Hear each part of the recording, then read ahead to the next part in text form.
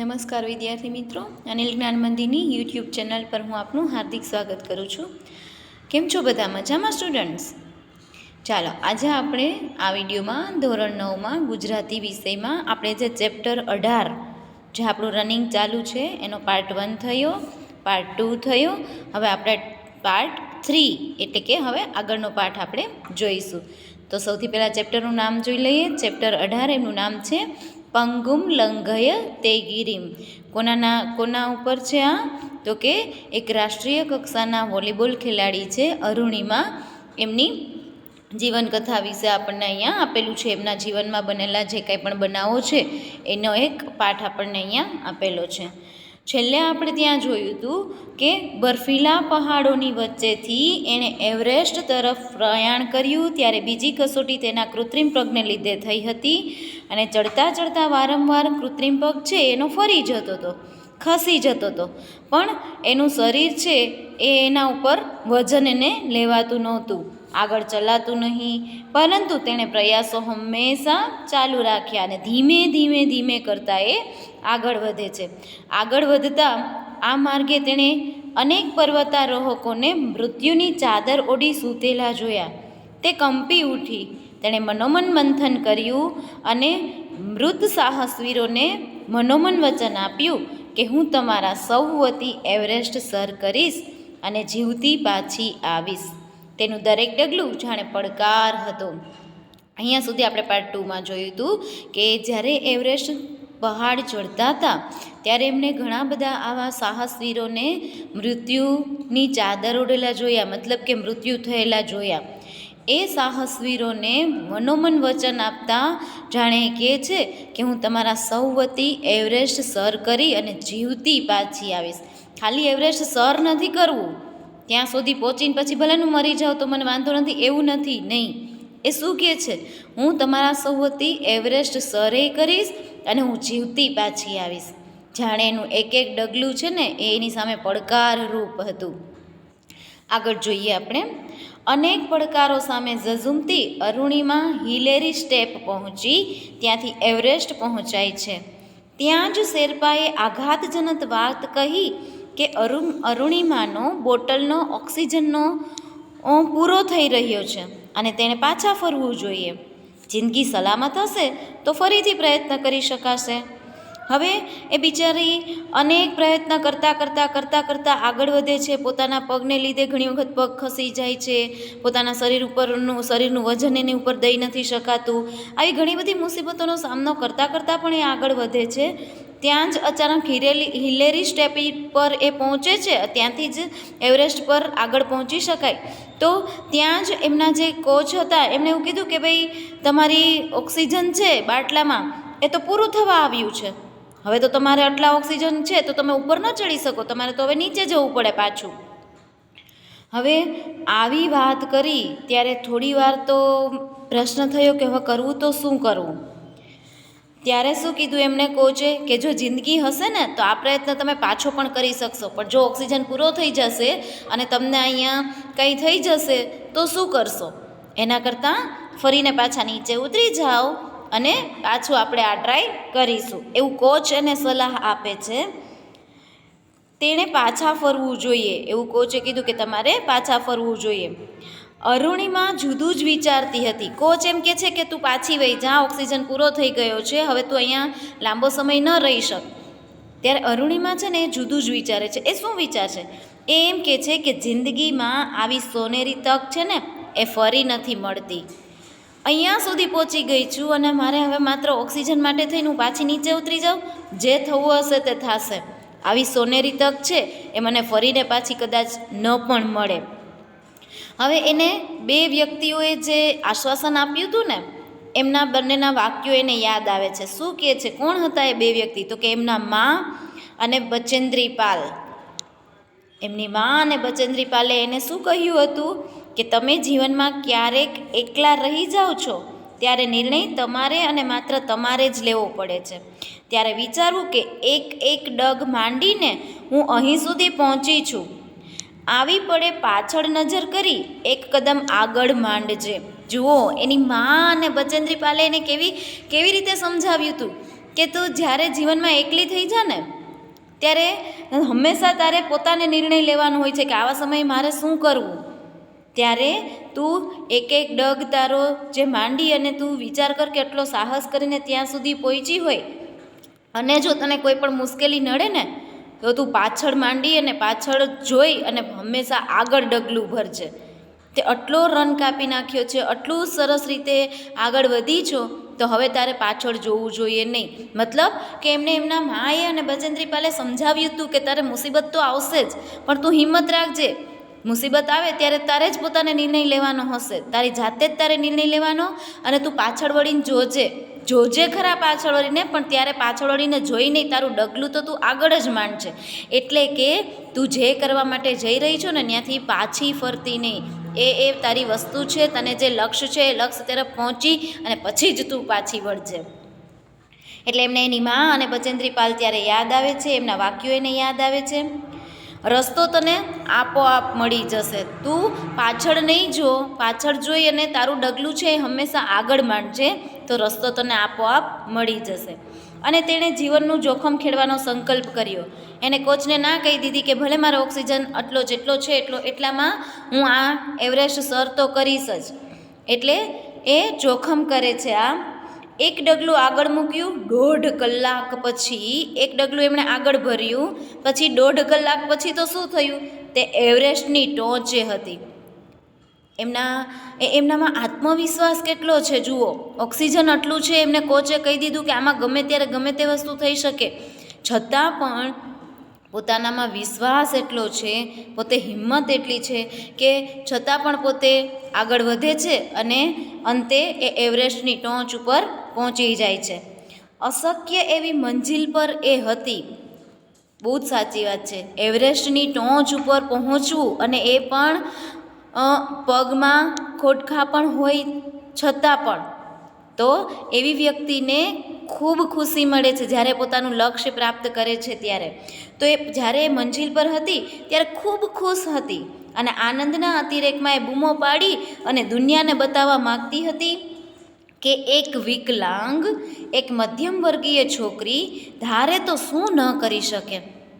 એ જ્યારે એવરેસ્ટની ટોચ ઉપર પહોંચે છે ને ત્યારે ખૂબ ખુશ છે, બૂમો પાડીને દુનિયાને સંભળાવવા માંગે છે કે જુઓ, એવું નથી કે તમે તમારા પગથી કાંઈ પણ તમને અથવા તો શરીરમાં કોઈ પણ જગ્યાએ કાંઈ તકલીફ છે તો તમે તમારું લક્ષ્ય છોડી દો. ના, એ લક્ષ્યને તમે તમારા હંમેશા કોઈ પણ મુશ્કેલી છે એને સામે ન ધરો અને તમે તમારું લક્ષ્ય તરફ આગળ વધો. જીવનની કસોટીઓમાં હારીને બેસી જનાર નિષ્ફળ જનારાઓને એણે કહેવું હતું કે માણસ ખરેખર વિકલાંગ ત્યારે બને છે જ્યારે એ હાર કબૂલી લે છે. જુઓ કેટલું સરસ વાત કહે છે કે ઘણી બધી વખત લોકોના જીવનમાં મુશ્કેલીઓ આવે છે ને ત્યારે એ પોતે બધું જ ભૂલી અને હાર માની જાય છે, પોતાનું લક્ષ્ય એને છોડી દે છે અને પોતે હાર માની લે છે કે બસ હવે તો અમે શું કરી શકીએ, હવે કાંઈ ન થાય અમારાથી. પણ એવા લોકોને એ સમજાવવા માંગે છે કે તમે વિકલાંગ ત્યારે બનો છો જ્યારે તમે મનથી માની લ્યો છો કે હું વિકલાંગ છું. જો તમે મનથી નથી માનતા કે હું વિકલાંગ નથી, તો તમારું લક્ષ્ય જે કાંઈ પણ હોય એ લક્ષ્ય તમે પ્રાપ્ત કરી શકો છો. પ્રયત્નો છોડી દે છે વ્યક્તિ શરીરથી નહીં મનથી વિકલાંગ બને છે. બહુ જ સાચી વાત છે, આ વાક્ય બહુ સમજવા જેવું છે કે વ્યક્તિ છે ને એ શરીરથી વિકલાંગ નથી પણ મનથી વિકલાંગ બની જાય છે. અને મન એકવાર તમારું વિકલાંગ બની જાય તો પછી કોઈ પણ વસ્તુ છે તમે એમાં નિરાશા જ તમે મેળવો છો. હંમેશા મનથી ક્યારેય વિકલાંગ બનવાનું નહીં. શરીરથી ભલે કોઈ પણ જગ્યાએ આપણને ખોડખા પણ હોય, પણ એ ખોડખા પણ જો તમે મનમાં નથી લેતા તો તમારે જે કરવું હોય તે તમે કરી શકો છો. એના પર વિજય મેળવવાનો હોય છે. 11 એપ્રિલ 2011 અરુણિમાને અકસ્માત થયો હતો. હવે અહીંયા અકસ્માતની તારીખ આપી છે 11 એપ્રિલે 2011 એમની સાથે આ અકસ્માત થયો હતો અને 21મી મે 2013ના દિવસે સવારે 10:55 તેણે એવરેસ્ટ સર કર્યું. કેટલો ટૂંકો સમયગાળો છે વિચારો તમે. એક પગ નથી, બીજા પગમાં પણ પ્રોબ્લેમ છે અને કમરમાં, કરોડરજ્જુમાં પણ તિરાડ છે.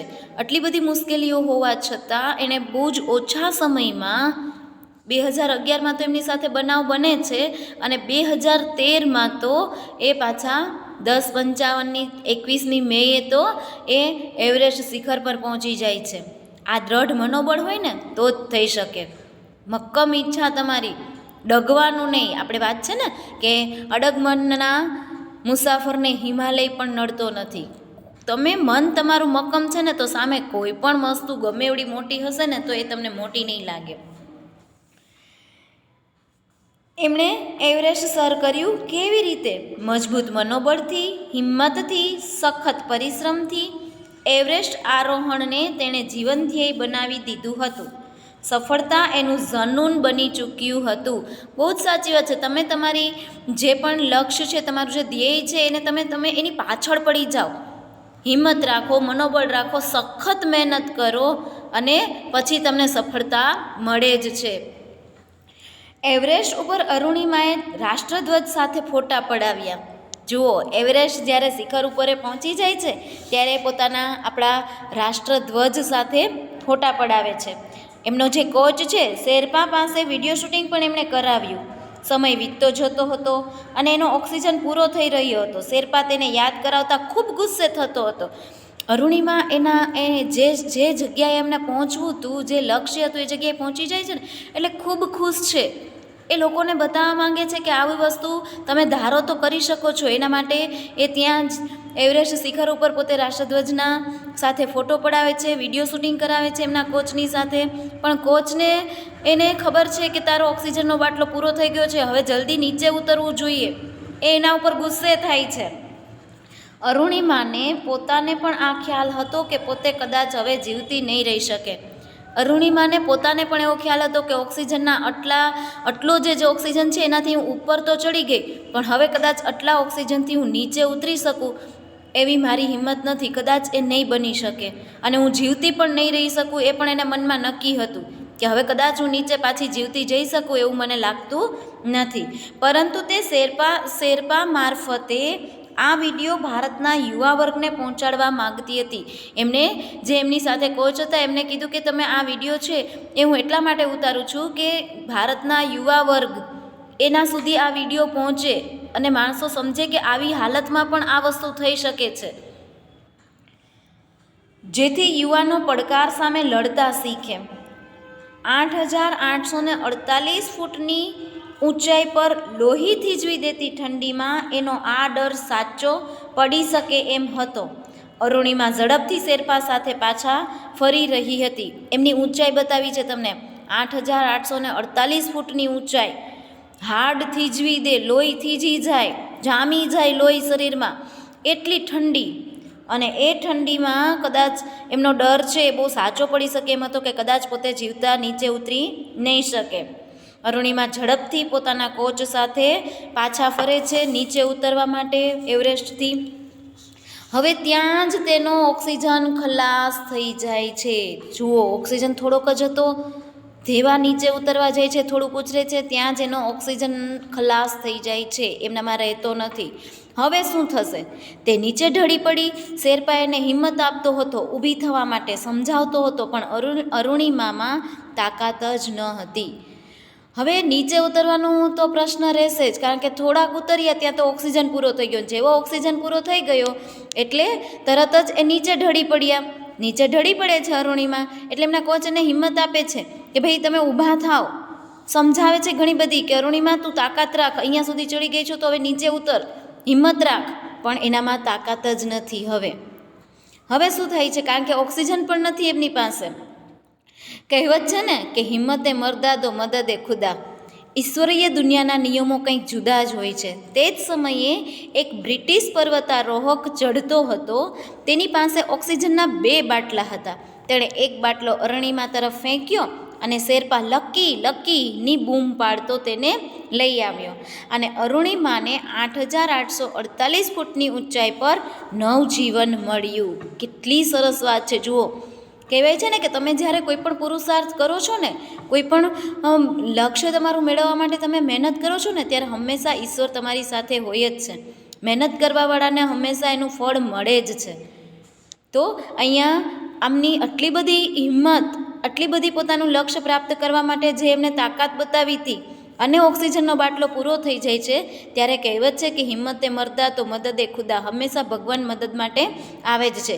એ જ સમયે જ્યારે અરુણિમાનો ઓક્સિજનનો બાટલો પૂરો થઈ જાય છે અને એ ત્યાં ઢળી પડે છે, એ જ સમયે સામેથી એક બ્રિટિશ કોઈ અંગ્રેજ છે એ એવરેસ્ટને સર કરવા માટે ઉપર ચડતો હતો અને એમની પાસે 2 ઓક્સિજનના બાટલા હતા.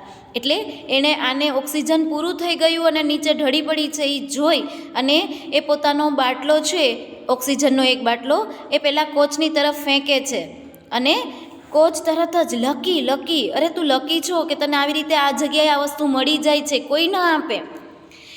અને બૂમો પાડતો કોચ છે એ અરુણિમા તરફ આવે છે અને અરુણિમાને 8,848 ફૂટની ઊંચાઈ પર ત્યારે નવું જીવન મળે છે. ખરેખર ભાગ્ય એને જ સાથ દે છે જે પુરુષાર્થ કરે છે, મહેનત કરે છે, એને જ હંમેશા ઈશ્વર, નસીબ એ એમનો સાથ આપે છે. હાર માનતા નથી અને લોખંડી મનોબળથી પરિસ્થિતિ સામે ઝઝૂમે છે. હવે અરુણિમા પરત ફરવા માંડી. ઓક્સિજન જેવો એને મળે છે એટલે તરત જ ફરીથી એ શ્વાસ લેવામાં તકલીફ નથી પડતી અને ફરી પાછા પોતે બેહોશની હાલતમાં હતા એ પાછા પોતે હોશમાં આવી જાય છે અને ધીમે પાછા એ પર્વત છે એ ઉતરવા માંડે છે. ત્યાં જ એનો કૃત્રિમ પગ નીકળી ગયો. ચલો, એક મુસીબત ટળી, ત્યાં બીજી મુસીબત. હવે એમનો પગ છે ને એ નીકળી ગયો છે. ચડવામાં ઘણી બધી વખત પગ એનો ફરી ગયો તો, ત્રાસો થઈ ગયો તો એ પગથી ચડી તો જવાયું, પણ હવે ઉતરતી વખતે તો પગ આખો નીકળી જ ગયો. હવે ત્યાં કોની પાસે ફિટ કરાવે? ત્યાં થોડા ડૉક્ટર છે એમની પાસે. હવે શું થશે વિચારો તમે. એમનો કૃત્રિમ પગ છે એ નીકળી જાય છે. હવે તે ઘસડાતી ઉતરતી રહી. વિચારો તમે કેવી પરિસ્થિતિ આવી એના જીવનમાં.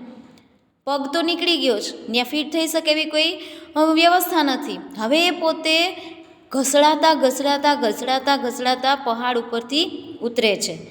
કેમ્પ 4થી સમિટ 3500 ફૂટના અંતરે છે. પોતે જ્યાં કેમ્પ હતો એમનો એનાથી હજી 3500 ફૂટ દૂર છે.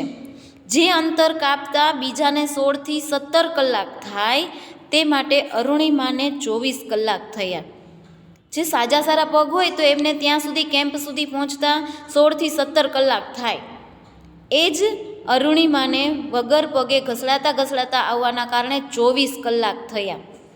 એના હાથ થીજી ગયા. હવે ઘસડાતા આવવા માટે હાથ તો મૂકવા જ પડે તમારે પહાડ ઉપર.